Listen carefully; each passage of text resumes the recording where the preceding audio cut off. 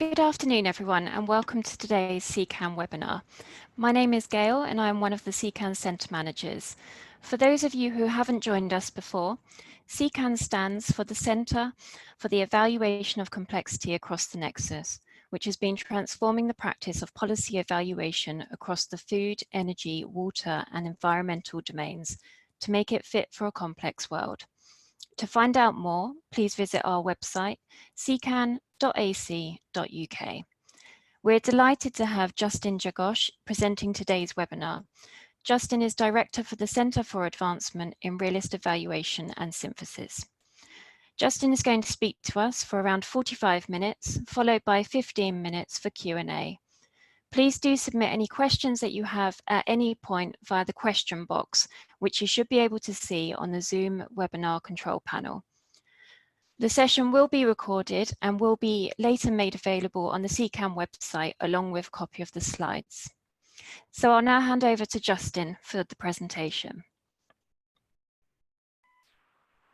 Hi, thanks, Gail, and welcome everybody to this webinar, this presentation called Demi-Regs and the Characteristics of Realist Evaluation.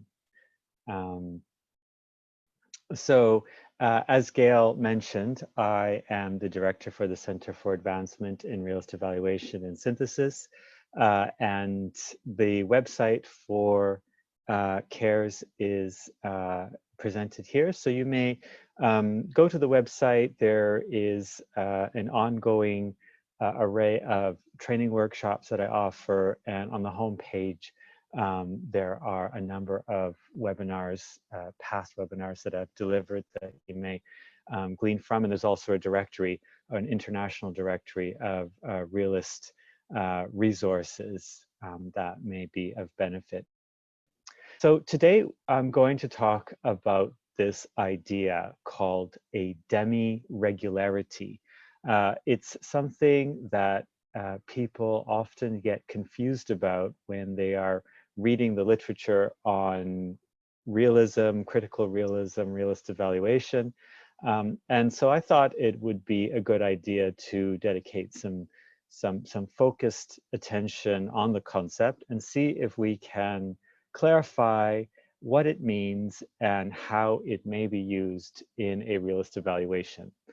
So please do submit your questions as the presentation unfolds. I only have 15 slides, so I hope to get through those in the next 40 minutes. We'll see how it goes.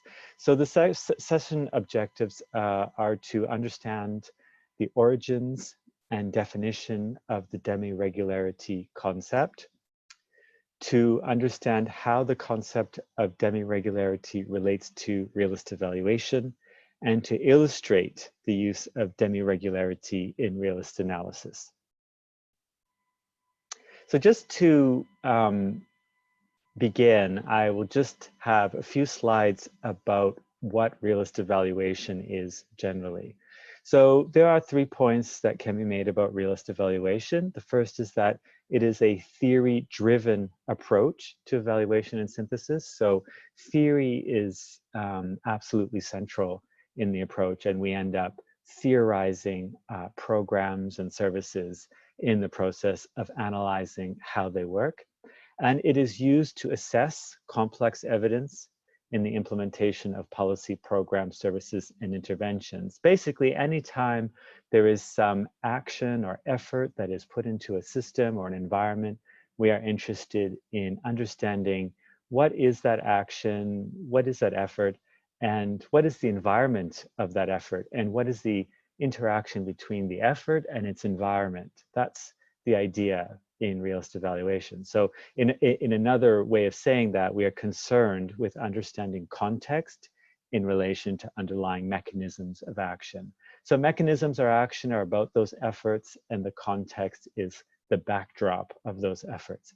And the realist approach asserts that it is in this interaction between mechanisms and context that we can understand not only if programs work, but why they work, and if they fail, why they fail.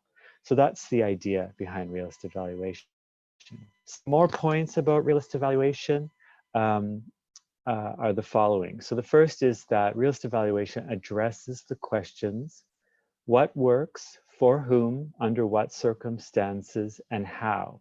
Those are fundamental questions that we ask in a realist evaluation, as opposed to the question, does it work? We may ask, does an intervention work? But the realist approach will ask, how does it work? For whom? Under what circumstances? So as I said, we are theorizing programs, policies, services, and interventions. That's absolutely central. And that Pawson and Tilley, who are the inventors of realist evaluation, they assert that it is not interventions that create change, rather people create change. So there are always stakeholders in interventions. There's end users, service users, beneficiaries, but there's also frontline implementers. There's also managers. There are also policy makers and policy architects. There's a number of stakeholders along an implementation chain that have a stake and have, attitudes and feelings about interventions, and that we are looking to understand how people feel and how people respond to the resources of interventions. And so this leads to the definition of a mechanism, which is about how people respond to resources. So when you take any intervention that has some social contingency, some human agency and human interaction, we define the mechanism as how people respond to resources. And the final point here is that we are making a distinction between a program strategy from its mechanisms. So strategy is sort of the blueprints. It's what's on the books. It's like the formal, overt kind of action. But there is often more to be said about the kind of obvious, observable kind of actions of interventions. There's something going on underneath that, and sometimes there are resources that are hidden from our view. So we have to unpack both the observable as well as the hidden resources of interventions and the often hidden responses as well. So that's where we're trying to understand. We're going deeper than just looking at surface level strategies, and we're trying to understand what's really going on beyond just the surface level understanding of things. So that sort of brings me to a few diagrams here that I'll just present. You may have seen this or some version of this. This is the context, mechanism, outcome configuration. This is adapted from Pawson and Tilley's model from their book Realistic Evaluation 1997. Here you have this idea that there's context, which is elements of the backdrop environment of a program that has impacts on outcome. So for example, demographic aspects, legislative aspects, or cultural norms. Then you have mechanisms, which are resources offered through a program and the way people respond to those resources. So some interventions are based on providing information or providing advice. There may be something about trust in a relationship between a service provider and a service user. Issues around engagement, motivation, these are very much in the domain of mechanism. And so we say that this context mechanism interaction is what produces outcomes. And outcomes we can define as intended or unintended effects based on context mechanism interaction. So changed attitudes, changed outlook. It could be clinical outcomes, service related outcomes, decision-making, resiliency, health outcomes, self-efficacy, social connections. It could be many different things. But usually outcomes are at the observable level. They're something that we can measure. Maybe we can quantify even. Mechanisms are more hidden. They're more difficult to understand, but they serve to explain outcomes. So we are always trying to trace our outcomes back to the mechanisms and the contexts that are at play in any intervention. So that's the very general take on realist evaluation. I have other webinars on my website, and you may find other resources, many resources out there now that can help you understand what realist evaluation is. But this is just a very brief snapshot view.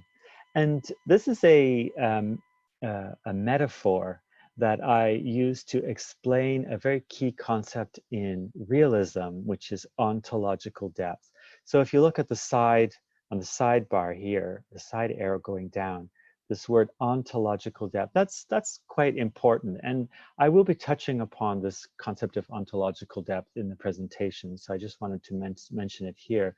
And if you think of the iceberg metaphor, this helps us understand that what we're saying in realism is that our reality has depth. So there's an observable layer. So that's like what we see at the surface. What's above the surface of the water is like the observables.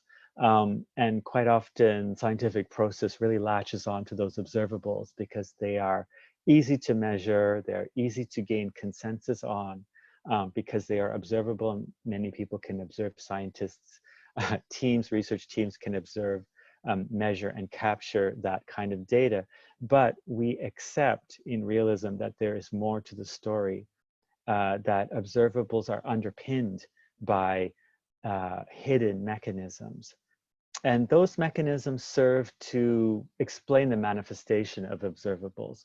So in a sense, what we see is only the tip of the iceberg. And that in realism and realist evaluation, we embrace this complexity, we embrace ontological depth, and we try to go deep to understand not just whether or not observables have manifested, but if they have, why have they?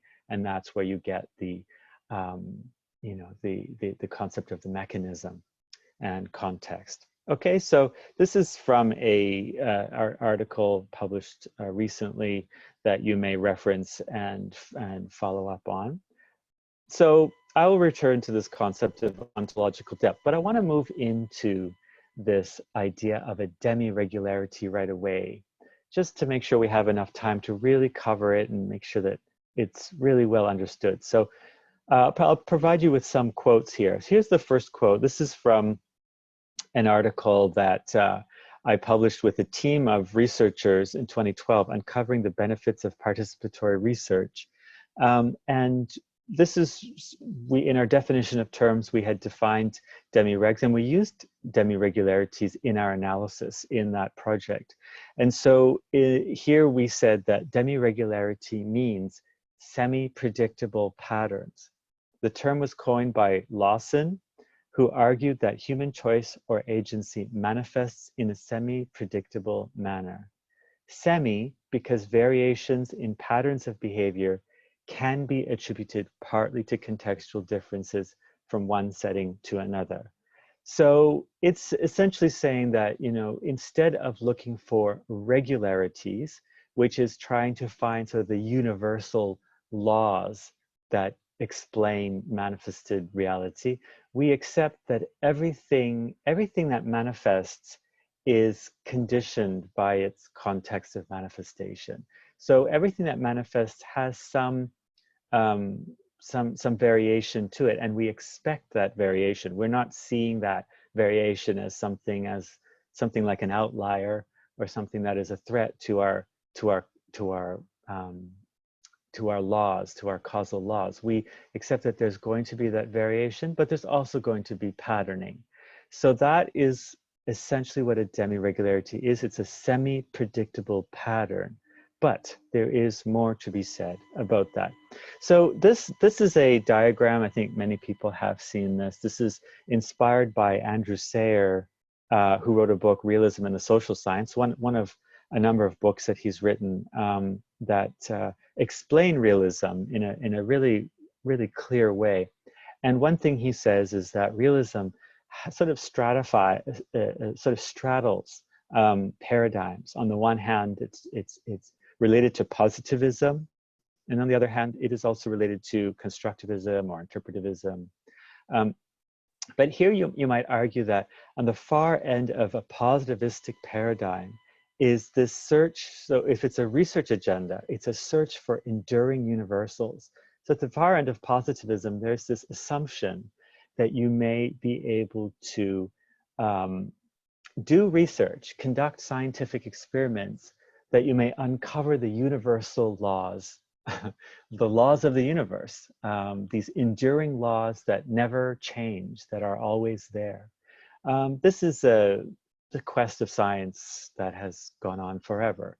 And so in some ways, there has been some success in finding these enduring universal laws. But when we're talking about social reality and we're talking about open systems, it's not an assumption that really holds true, that in the realm of societies and social reality, there's nothing really universal. Everything is always shifting and changing. There's always conditions that explain why things are different and things are always partial. So on the other hand, you have constructivism, which embraces this idea that what exists in the world is really how we see it and how we construct our reality. So in a research agenda that is taking constructivism to the far end of constructivism, you may be embracing the search for idiosyncratic particulars. So it's completely on the other end of the spectrum, where you're doing ethnographic research, you might be doing case studies, where even one case is a particular, it's a unique case, and it's studied within its bounded context. There is no quest to try to find the universal claims from that case. You're trying to understand that case for what it is. And there's obviously some variation there. I mean, these are paradigms that overlap. So you might have some constructivist paradigms that it's more on the end that's closer to positivism. You might have positivism that is more in the center. But here I'm talking about sort of at the far end of these.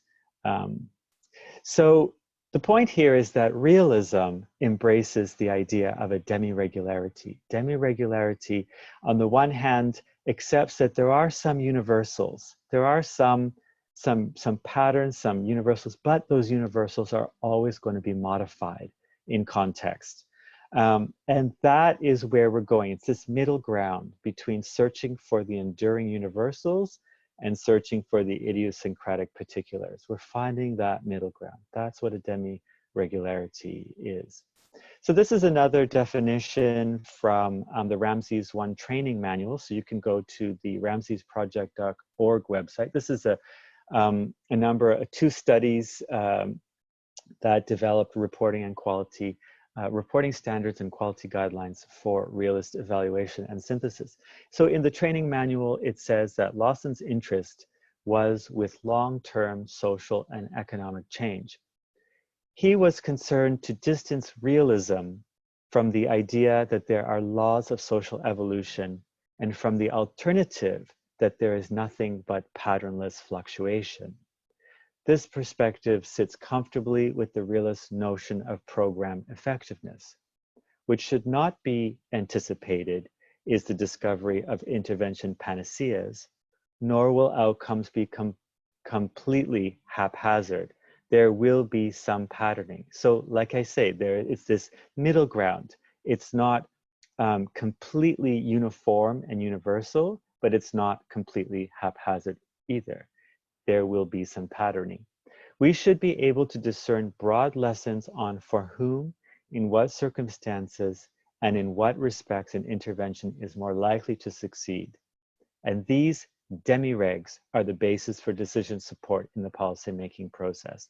So I hope that you're already getting a clearer understanding of the idea of a demi-reg, that these are useful for directing policy, because you may say to a policymaker after doing some realist evaluation, that you may say that, well, generally or typically it's the case that this intervention will unfold and create these kinds of outcomes for these reasons. However, that may not always be the case because X, Y, and Z, because in certain contexts, some things end up being different, and those differences may trigger different mechanisms, and outcomes are differential, they're different. So everything can be explained. The demi-reg concept can explain all of that.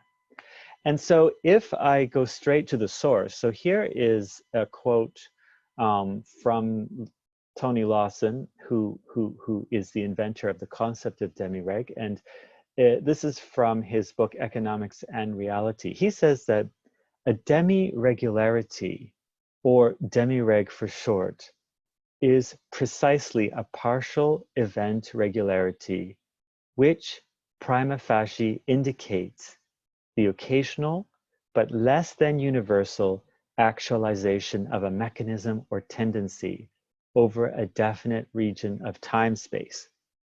He goes on to say, the patterning observed will not be strict if countervailing factors sometimes dominate or frequently co-determine the outcomes in a variable manner.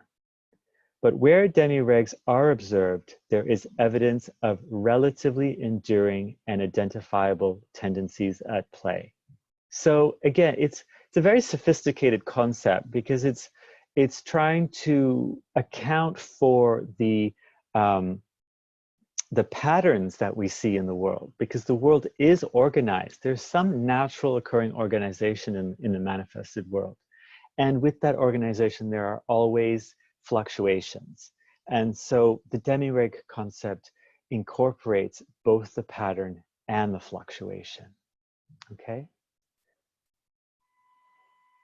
So if you take this concept of an outlier, this is a good way to really bring home the point about the concept of demi-regularity in the realist paradigm, because the concept of an outlier is not a realist concept. It's an empirical positivist concept. So an outlier can be defined as a data point that differs significantly from other observations. So say you have this scenario where you have a cluster of data points that are very similar on the graph. They're all clustered similarly. And then you have one that's way out there, that's something quite different. So an outlier often in statistics is something that in statistics, they feel like they have to somehow deal with. They have to manage that. Do you exclude the outlier? Because when you include an outlier in a statistical analysis, it skews the results. It creates a different statistical average that sort of shifts everything. Whereas, actually the reality is most things are along a certain kind of pattern. So, this outlier is kind of seen as something problematic. It's something that's in the way. It may be considered somewhat problematic in the process of gaining an understanding of enduring universals.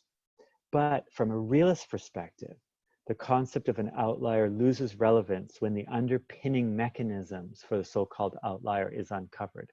So you may argue that even this data point that's way out here, unless it's a data collection error, maybe something went wrong with data collection, so it's a methodological error, that's different. But if it's authentic and there is an outlier in the data set, once you start to understand the mechanism that produces this outlier, it no longer becomes an outlier. It has its own explanatory focus, where you may uncover the context and the mechanisms that made that so-called outlier appear as an outlier. So although patterns exist, everything in the social world is underpinned by mechanisms that are triggered in context, whether or not a given observation is a common occurrence or a rarefied incident. So regardless if it's a common occurrence or a rarefied incident, there will be an underpinning explanatory mechanism at play.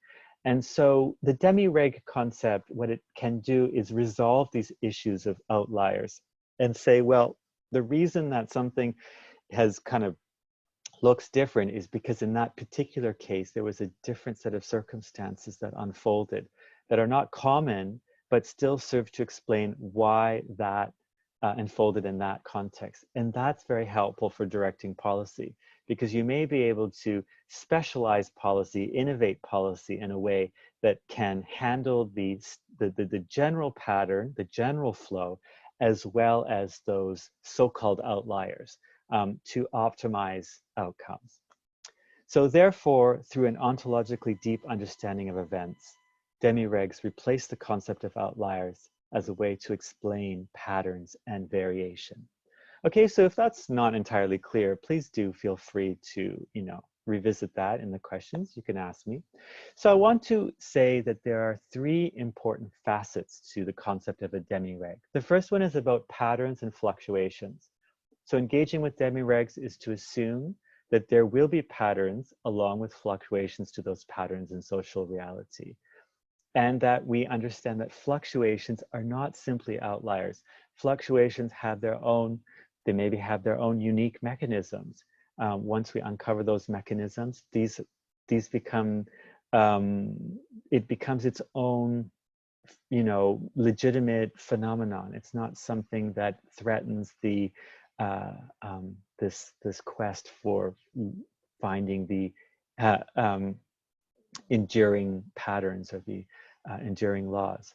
So here we're talking about relative partial endurance. Now this is a very interesting concept. Maybe it takes a bit of time to really understand what this means. Because you think of the concept of endurance, something that endures, it's something that has some permanency. Endurance, something that endures is something that is stable. It exists and it continues to exist, therefore it endures.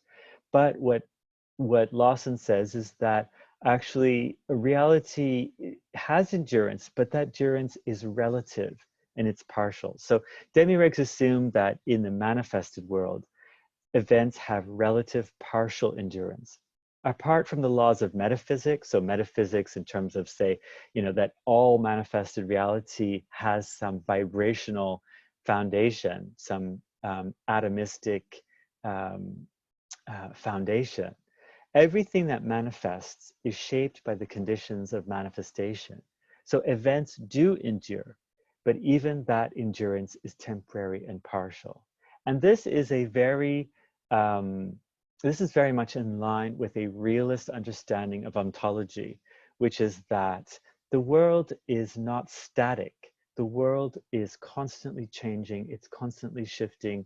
Context always determines the manifestation of things. So this is why we try to understand that demi-regs, even demi-regs, are partial and temporary.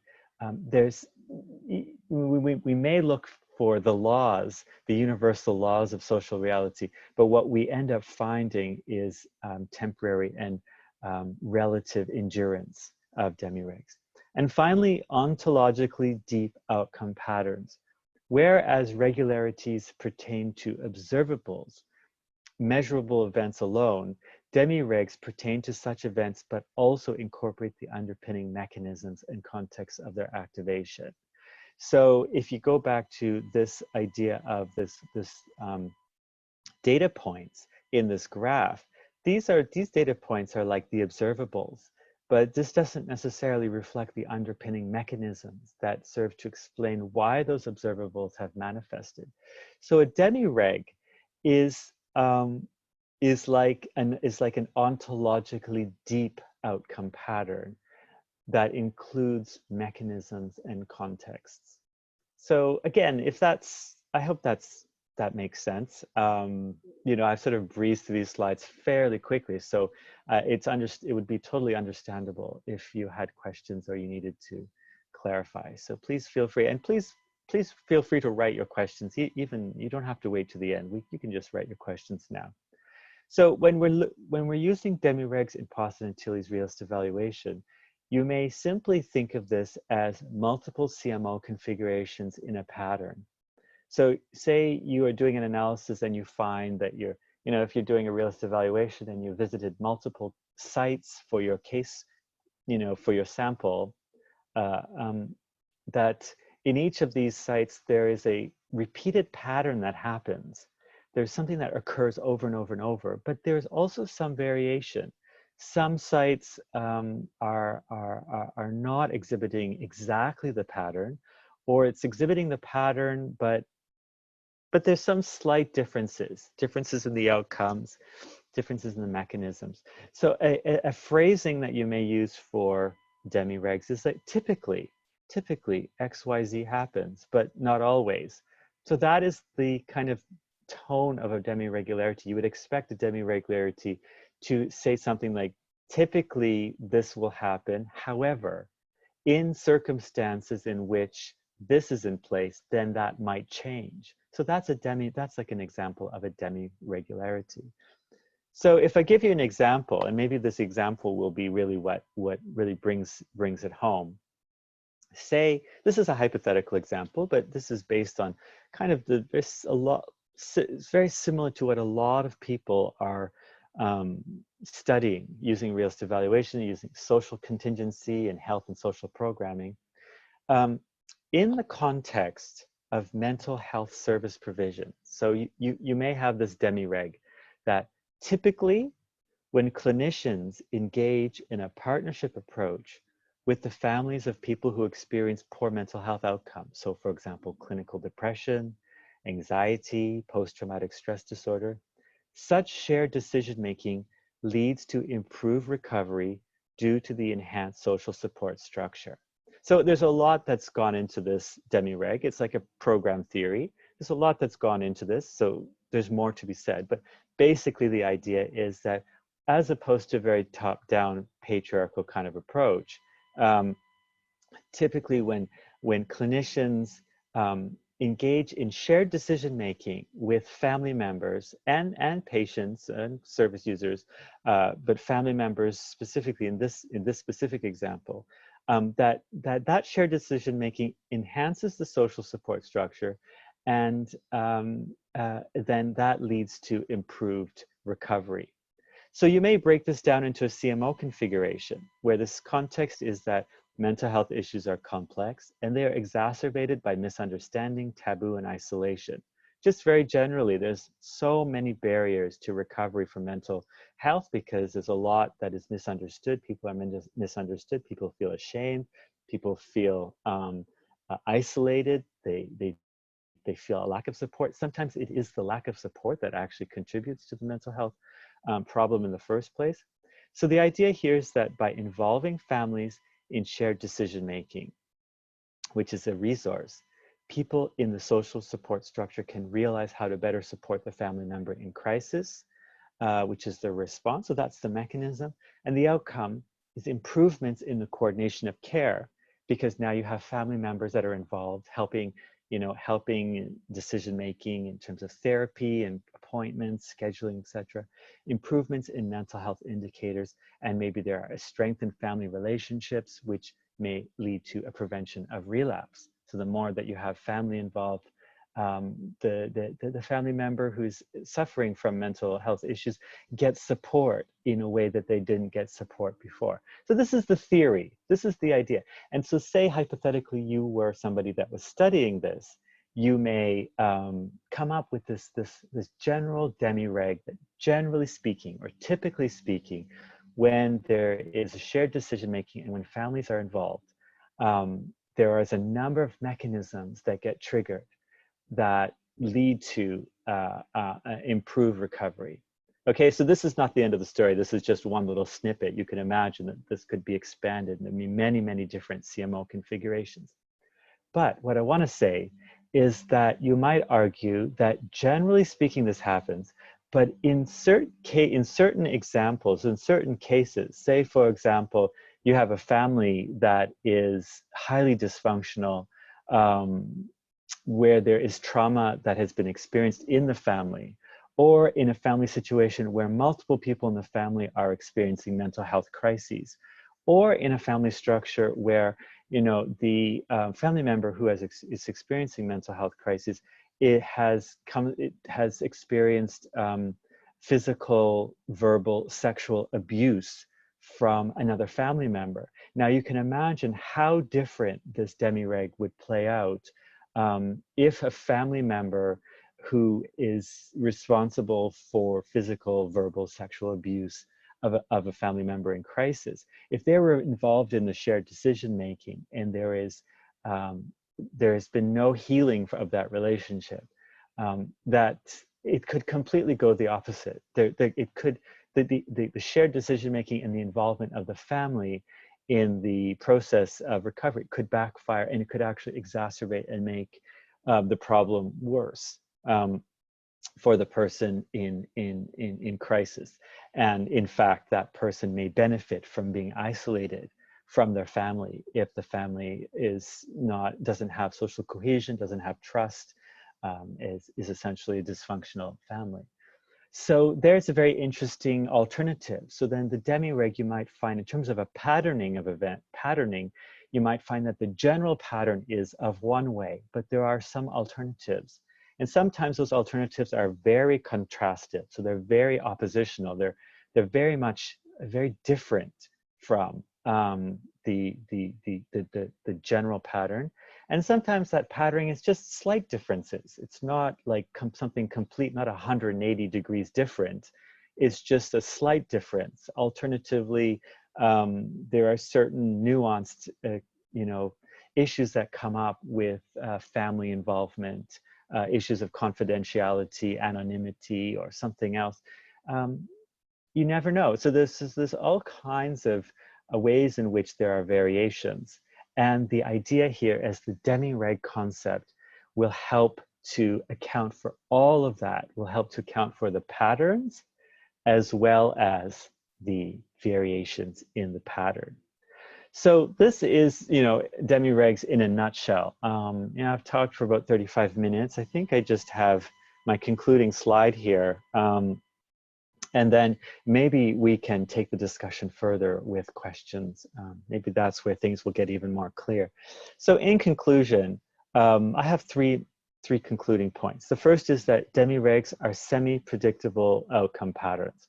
We assume that there is some patterning in the world, and we try to capture that patterning, but we also assume that there's always going to be variation.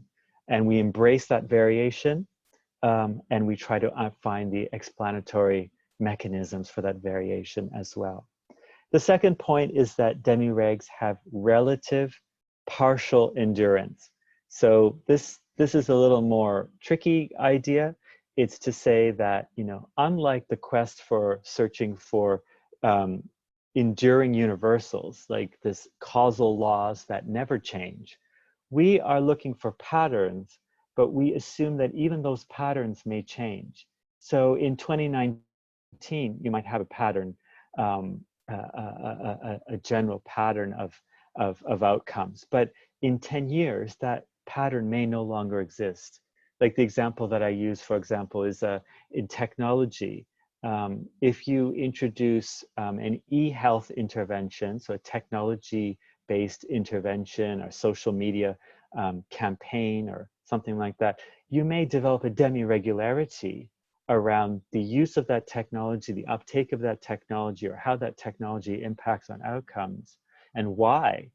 But because technology interface and the saturation of technology in our world is changing so fast that maybe those patterns will not exist in 10 years and will be replaced by something else. So that's why patterns are relative and they are partial. They are conditioned by context, and they are also conditioned by time. So that's why Pawson talks about this time-space dimension. And finally, using demi-regs in a realist evaluation is not essential. So that's one thing I want to make sure that you understand, that you may do a realist evaluation and never engage with the concept of a demi-reg. That's totally fine. You're working with CMO configurations, program theories, middle range theories. There's a lot that you're dealing with in a realist evaluation, but you may also include the idea of a demi-reg as well if you find it useful.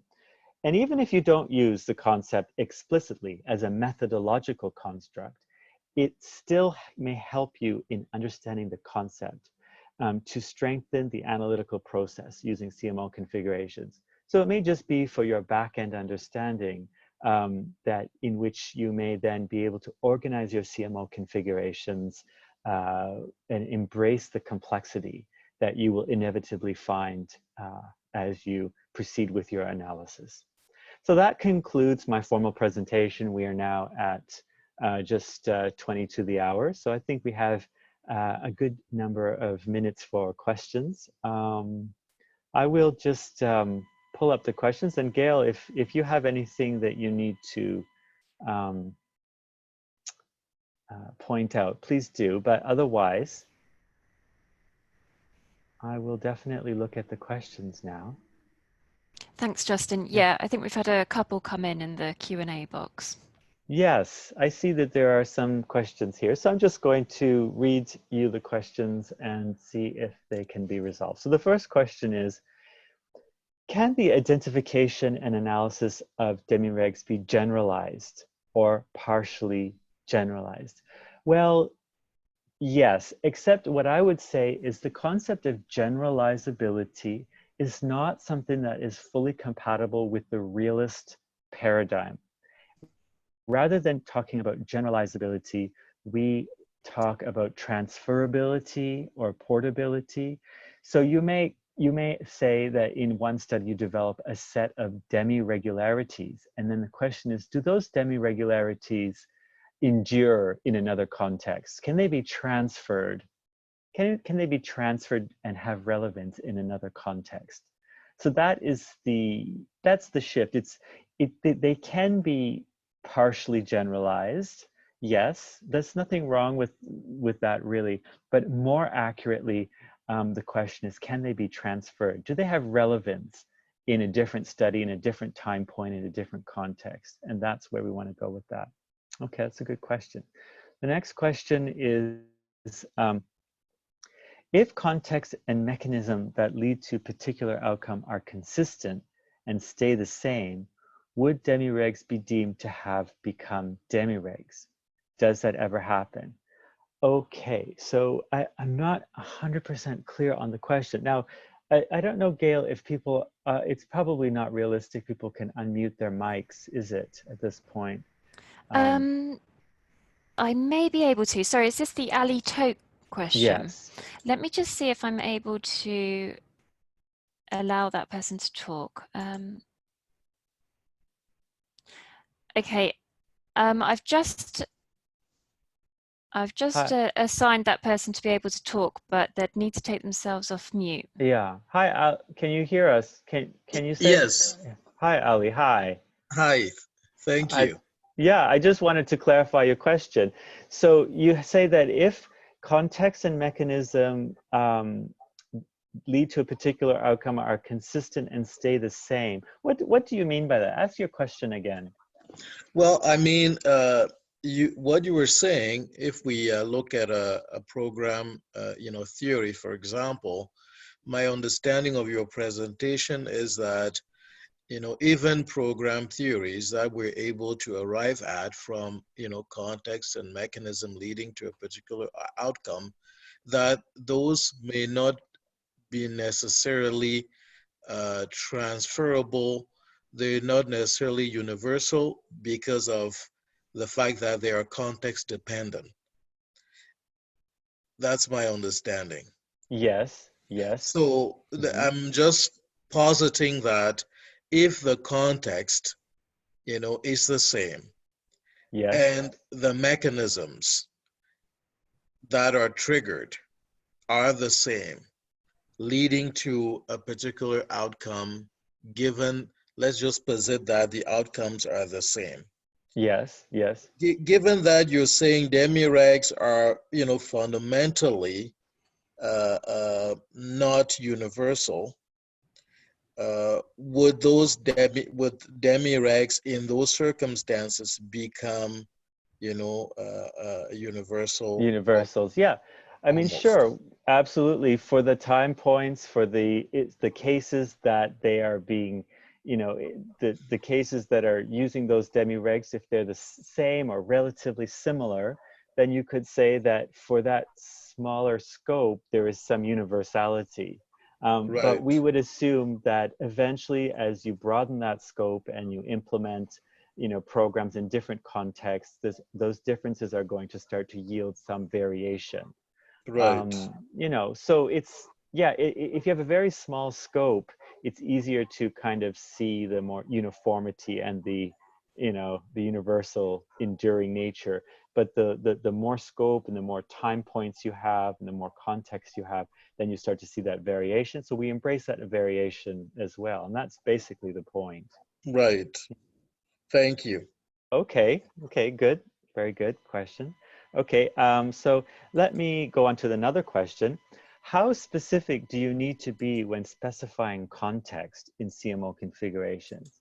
The example you proposed about mental health seems to be quite broad. The angle I'm coming from is the perspective of how useful these CMO configurations would be in practice to key stakeholders when evaluating why a certain intervention may be ineffective. Very good question. Yeah, absolutely. And the example I gave was quite broad. It was just to illustrate a point. But in the analysis, you may get much more specific. Now, the point is that how you determine how specific you become depends on your pragmatic goals.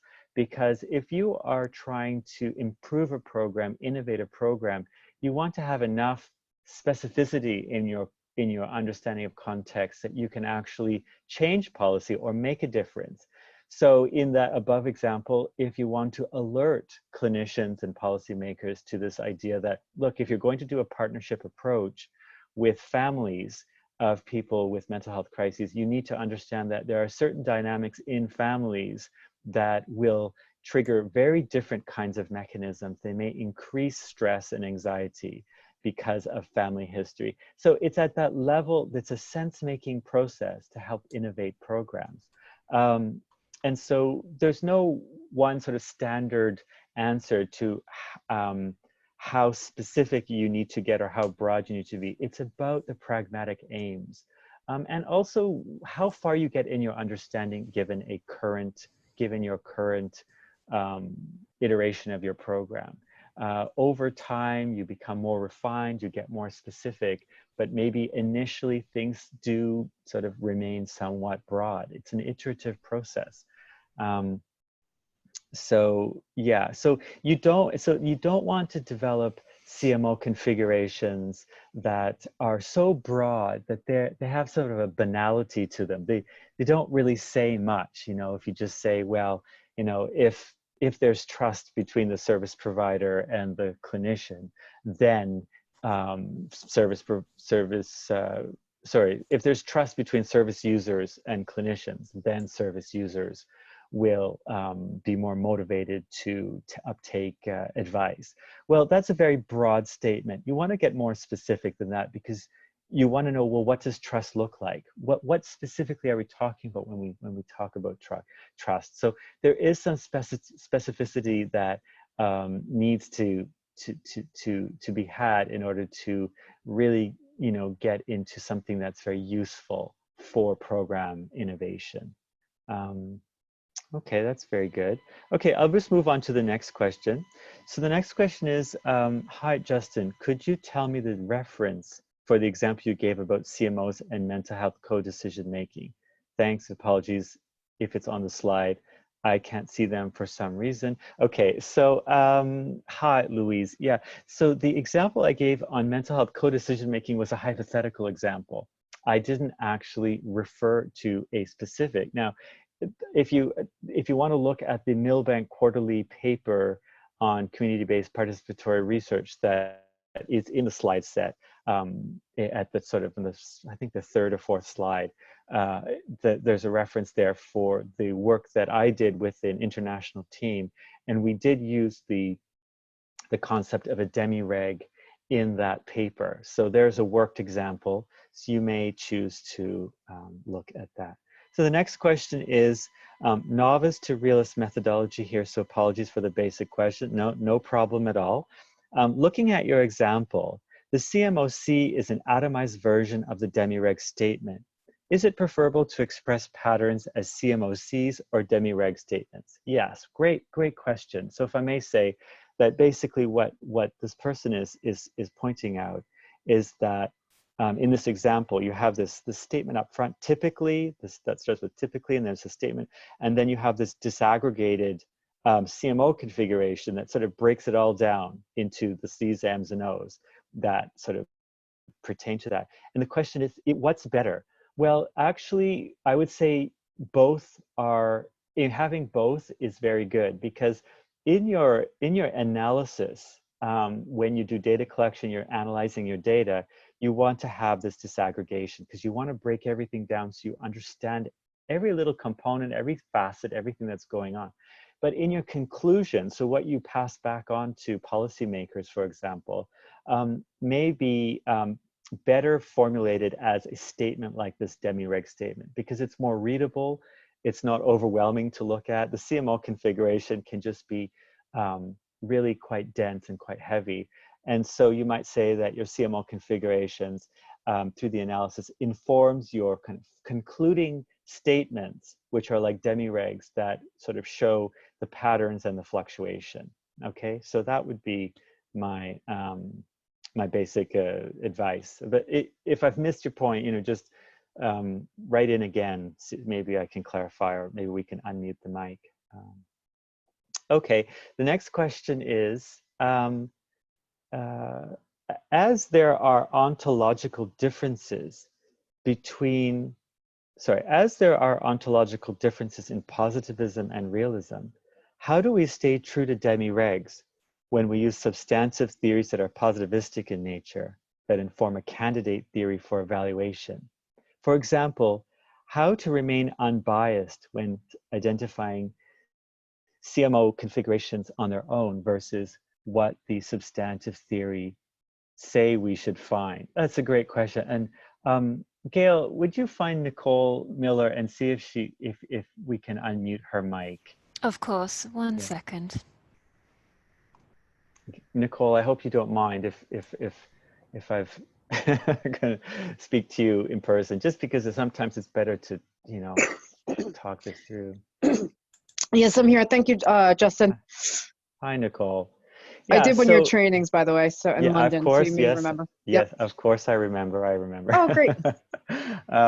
So let me see if I understand what you're saying. Is that you're saying that there are positivistic theories, and that you're concerned that the use of these theories is going to interfere with a realist quest for demi-regs? Is that what you're asking? Yeah, like how, let's say I read that theory, it informs my thinking about how to look at, what's happening in an intervention. But then when I go in and start to, collect my data with the CMO configurations, how do I remain true to the CMO configurations in the intervention that I seek to find? And yeah, so like kind of like staying authentic to what happens in the intervention versus what the theory might tell me what would happen.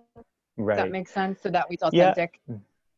Yeah, I see what you're saying. I mean, the thing is, what may happen is you start with sort of an established theory from the literature, and that theory doesn't explain everything.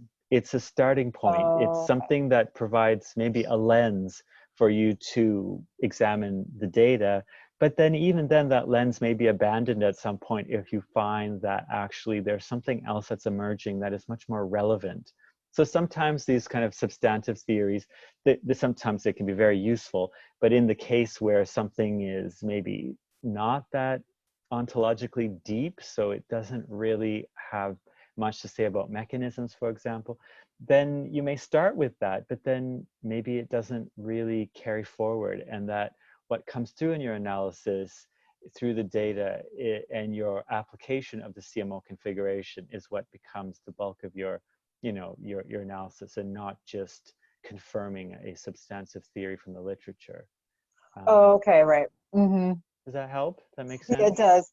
Okay. Because I think the focus was on this idea of mechanism, like if this theory tells me, well, this is supposed to happen, and then I see it in the literature, but then you're saying, no, just focus on what the literature then tells me, or whatever's happening in the intervention if I'm doing an evaluation. And like basically I can let that go, because it's kind of like taking the first step and letting go of the last step, because or if you're floating on a river and you're on a you're using a device, you don't need that device anymore. You got the boat, you know, like, so Yeah, I think yeah. I really hear what you're saying. Yeah, and there's also the possibility that you might start with a substantive theory, but that through your analysis, you start to work on and expand that theory. So you actually contribute to that theory yourself. So you're not entirely abandoning it, but you're saying that actually it has limitations. It doesn't account for a number of things. But when we include sort of different contexts, mechanisms that you can build around that theory and make it more, you know, realistic. Oh, okay, perfect. Yeah, yeah, great. Okay, Thank thanks, you. Nicole. You're welcome. Okay, so I'll just move on to the next question. Great presentation. Can you share the presentation? Yes, this presentation will be shared. So I'll pass on the slide set to Gail and you can look at it again. Another question is, how do we evidence demi-regularities? Is it based on the number of times a certain CMO configuration occur in the data? Yeah, that's a very, very good question. Yes, I think you may start with outcomes. So first of all, say you have some quantitative outcome measures and you find that there is some patterning there. So generally speaking, the outcome is, you know, something X. So you may start by evidencing demi-regularities by measuring outcomes and then tracing back the outcomes to CMO configuration patterns. That's one way to do it, but that's not the only way. So you may also start by coding, say if you're coding data, interview transcripts, or you're doing a synthesis and you're looking at published papers, you may be coding for mechanisms and outcomes and developing CMO configurations, and then you end up having a number of different CMO configurations in some organized patterns. So generally, there's a number of CMOs that are all about capacity building. There's some CMO configurations that are all about systemic change, or CMOs about equity or trust or something. And in that way, you may find that the demi-regs are organized either according to outcomes, or they may be organized according to some mechanism, some dimension of mechanism. It sort of depends. It's not necessarily outcomes only. It could be mechanisms, outcomes. It could be CMO configurations. I hope I've been clear. I hope I've answered that question clearly. There's a few more questions here. Here is another question. Can you tell me more about the use of CMO configurations? I haven't come across them before. Are they used throughout research process to structure data capture, analysis, and reporting? Yes, I do recommend, if you go to my website, on the homepage, there are a number of freely available webinars. And at the very top, there's an introduction to realist evaluation. If you listen to that, I do go into the concept of a CMO configuration, and you'll be able to learn more about it there. Another question, presentation in very much abstract terms for the mental health example really confirms to problem-solving pattern. What is the point in introducing all that abstract jargon? It's a difficult question for me to answer. And in fact, we're sort of running out of time. Otherwise, I would ask to unmute this person's mic, but I think we're running out of time. But I would just suggest to this person to just continue to, if you're interested in realist evaluation, just continue to investigate and read a number of examples, read Pawson and Tilley, see if it starts to make sense to you, because yes, absolutely, there is a lot of jargon. Context, mechanism, outcome does seem like a lot of jargon, but it's really meant as a heuristic, it's meant as a conceptual tool to help us understand how things are working at a deep level. Because the idea is we're not going to be able to innovate programs unless we understand how they work, and we are able to see very deeply how things are working. So that's a still very coarse kind of explanation. I don't have time to really go into detail. But if you can move past the jargon and see the relevance of realist evaluation, then you know, it may sustain your interest, if I may say. I think Gail, I can just turn to you now. I see that we only have a few minutes left. I don't know if I can get through all the other questions. Is there anything that you need to point out, or would you suggest I continue with the questions? If you're happy to, if say just for a couple more Sure, minutes. sure. Yeah. But yeah, if unfortunately, if we don't get through everyone's questions, then sorry, we've had a number of questions come in today. I think So there's yeah, only three more, actually. I think there's great. only three more. So let Okay. me see here. So then the next question is the level of detail or granularity used in your demi-reg example similar to what you would want to achieve in other realist synthesis evaluation projects? Well, I would expect that there would be a little bit more granulation than what is written in that example, just because that example was just to try to convey with clarity what a demi-reg is. But you may have some quant data, you may have some more specific qualitative data that will really kind of increase the specificity of the articulation of the CMO configuration in the demi-reg. So yes, some granulation is needed, but I go back to that point I make about the pragmatic focus.